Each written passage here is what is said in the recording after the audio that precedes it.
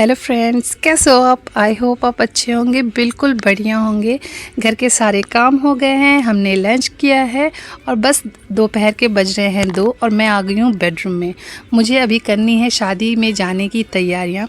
तो फ़िलहाल मैं देखना चाहती हूँ कि मेरे पास ऐसा क्या है जो मैं पहन सकती हूँ और मुझे कुछ ख़रीदना ना हो।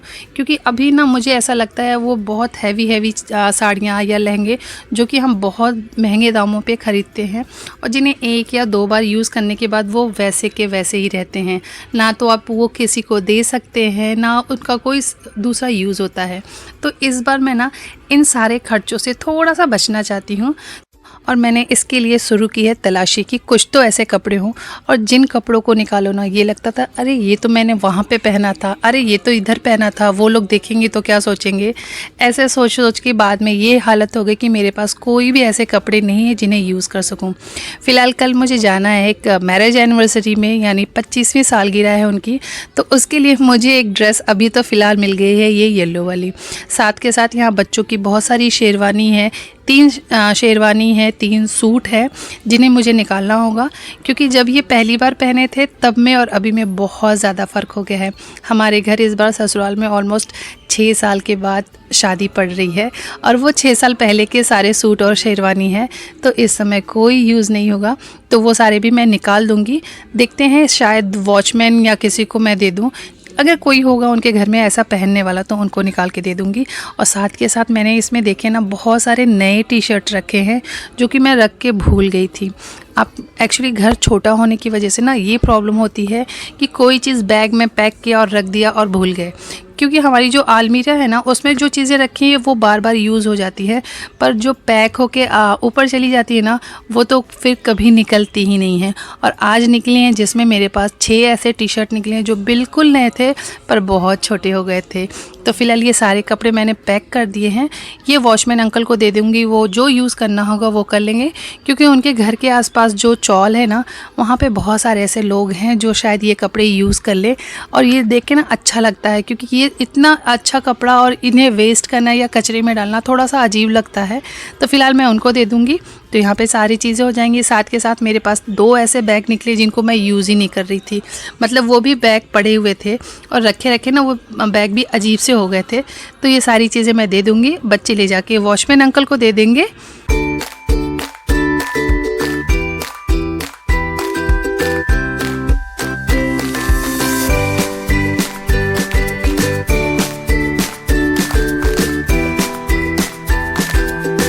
और बस वापस से मैं आ गई हूँ किचन में डिनर की तैयारी के लिए। और आज है डिनर थोड़ा सा स्पेशल क्योंकि हमारे जस्ट जो पड़ोसी हैं वो आने वाले हैं अपने गांव से और वो आएंगे थोड़ा लेट। तो आने के बाद इतना थका रहेगा इंसान की खाना बनाने की कोई हिम्मत सी नहीं होगी। तो मैंने बोला है कि डिनर आज आप मेरे यहाँ पे करना और उनके लिए मुझे बनाना है वेज खाना। अच्छा, एक सबसे बड़ी प्रॉब्लम मेरे साथ क्या होती है कि जो वेज खाने वाले होते हैं ना, मुझे ये नहीं समझ में आता मैं उनके लिए स्पेशल क्या बनाऊँ। क्योंकि मैं जो बना रही हूँ आप बहुत बार मेरी वीडियो में देखे होंगे। क्योंकि मुझे ऐसा लगता है वेज के लिए अगर आप किसी के लिए भी कितनी सारी सब्जियां बना लो, अगर आप उस पर पनीर नहीं बनाते हो ना तो वो थोड़ा सा अधूरा अधूरा सा रहता है। तो मेरे यहाँ जब भी कोई खाने पे आता है तो मैं पनीर की सब्ज़ी ज़रूर बनाती हूँ। उसके अलावा आप कोई भी सब्ज़ी बनाओ, कोई भी चीज़ें बना लो, एक्स्ट्रा कोई भी भजिया बना लो, वो सारी चीज़ें एक साइड में, लेकिन एक पनीर की सब्ज़ी होनी ही चाहिए।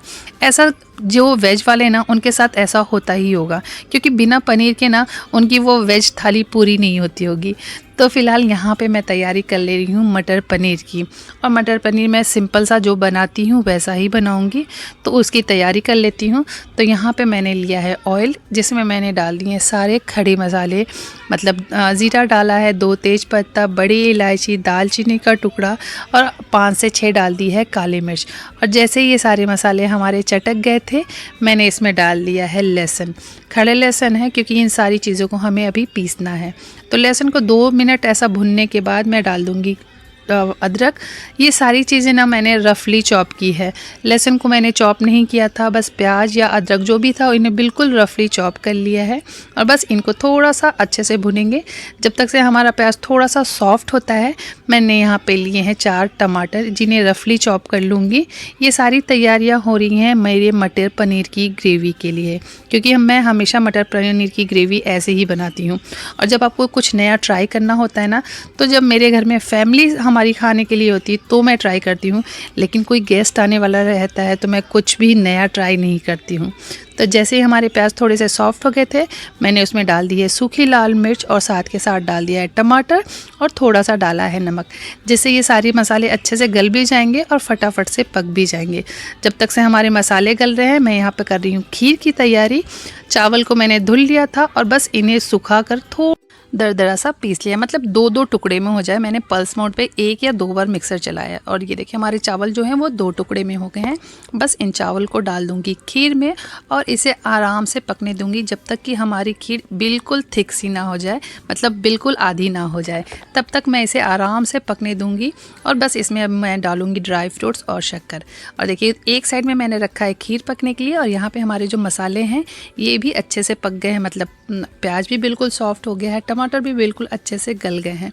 बस इन्हें एक थाली में निकालेंगे और ठंडा करके इसकी एक प्यूरी बनाएंगे। और यहाँ पे मैंने प्यूरी को छान लिया है। जब भी आप इस तरह से प्यूरी बनाते हो तो उसे छानना बहुत ज़रूरी है, क्योंकि मसाले के छोटे छोटे टुकड़े अगर आपके दांतों में आते हैं ना, तो फिर वो सब्ज़ी का पूरा टेस्ट ख़राब हो जाता है। तो आप जब भी आप इस तरह से प्यूरी बनाओ तो मसालों को, प्यूरी को एक बार ज़रूर से छान लो। और इधर हमारी खीर भी रेडी है, तो यहाँ पे मैंने डाल दिया है शक्कर, साथ में मैंने डाल दिए हैं ड्राई फ्रूट्स।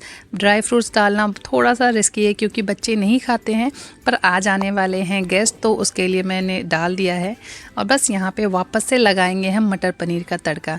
तो यहाँ पे मैंने लिया है ऑयल, साथ में डाला है हल्दी, काश्मीरी लाल मिर्च और फटाफट से डाल दिया है वो प्यूरी। मैं हमारा जो मसाला है वो पहले से पका हुआ है, लेकिन इस प्यूरी को भी मैं 5 से 10 मिनट तक आराम से पकाऊंगी ढक्कन लगा के। ढक्कन नहीं लगाएंगे तो हमारे किचन की हालत बहुत बुरी हो जाएगी। तो फ़िलहाल यहाँ पे हमारे जो मसाले हैं इनको आराम से 5 से 10 मिनट तक पकने देते हैं। बस यहाँ पे हमारा जो खीर है वो ऑलमोस्ट रेडी है, मसाले भी पक गए हैं। यहाँ पे मैं डाल दूँगी मटर। मटर के साथ यहाँ पे मैंने डाल दिया है थोड़ा सा पानी, क्योंकि हमारी जो ग्रेवी है थोड़ी सी थिक लग रही थी। और बस मटर डालने के बाद भी इसे 5 मिनट तक और पकाएंगे। उसके बाद मैं इसमें ऐड कर दूँगी पनीर और हमारी मटर पनीर की जो सब्ज़ी है वो रेडी हो गई है। लास्ट में मैंने इसमें डाल दिया है क्रीम, कसूरी मेथी और गरम मसाला। बस इन सारी चीज़ों को मिक्स करेंगे, हमारी मटर पनीर की जो सब्ज़ी है वो रेडी हो जाएगी। बच्चों को मैंने फ़िलहाल डिनर कराया है, क्योंकि उनको आने में थोड़ा सा लेट होगा और ट्रैफिक काफ़ी है, तो बच्चों को डिनर करा के उन्हें सुला दिया, क्योंकि उनको स्कूल जाना है। यहाँ पे कुछ तैयारियाँ भी बाकी हैं, जैसे दाल को तड़का देना बाकी है, मटर पनीर की सब्ज़ी रेडी हो गई है, खीर रेडी हो गई है, हमारा ज़ीरा राइस जो है उसकी भी तैयारी मैंने करके रखी है पर बनाया नहीं है। यहाँ पे आटा लगा के रख दिया है और बस उनका कर लेते हैं इंतज़ार और वीडियो को कर देते हैं यहीं पे एंड। आई होप आपको ये वीडियो पसंद आया होगा। तब तक के लिए बाय।